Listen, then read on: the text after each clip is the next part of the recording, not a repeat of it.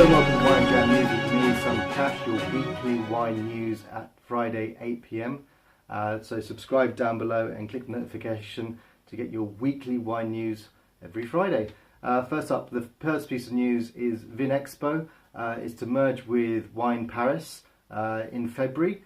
So the CEO has stated that it's better for buyers as well as it will attract larger numbers of visitors. So this should be one big, massive event in February coming up.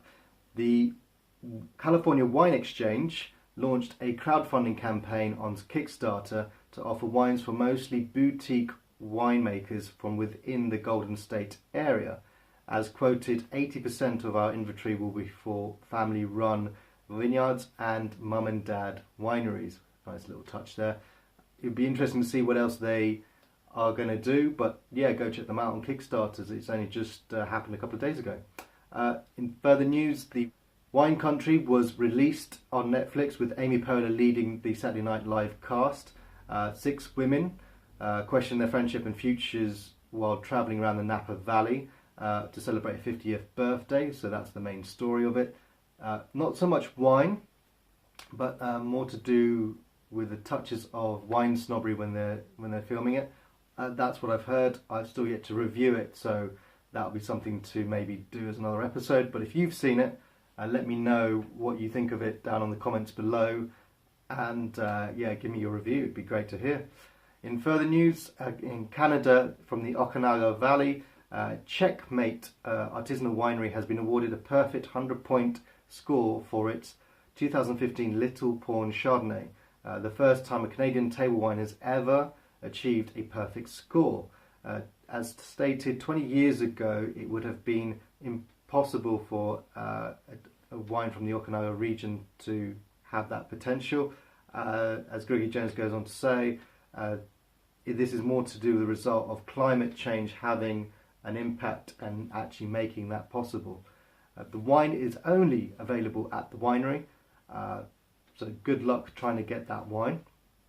It'd be interesting, but for me it's quite interesting to see that if it is the case that you've got wine making such a difference from climate change somewhere and benefiting, it must also be the case that if there's a wine area that we know quite well, then maybe it's not benefiting them as much this time around. Moving on, UK's first South African Wine Festival is coming up this September. The festival will officially begin with Winefest South Africa at the Yard in Shoreditch, with food trucks, wine and music, so it'd be a much more fun-filled, maybe slightly party atmosphere for a wine fest. It'd be great to see. I'll have to review it in September and get back to you on that. But the big news, which was Hawksmoor Diner mistakenly was served a £4,500 Chateau Le Pin 2001. Yeah, you heard that right. A £4,500 bottle of wine was served to, in fact, this customer who had originally ordered just a £260 bottle of wine.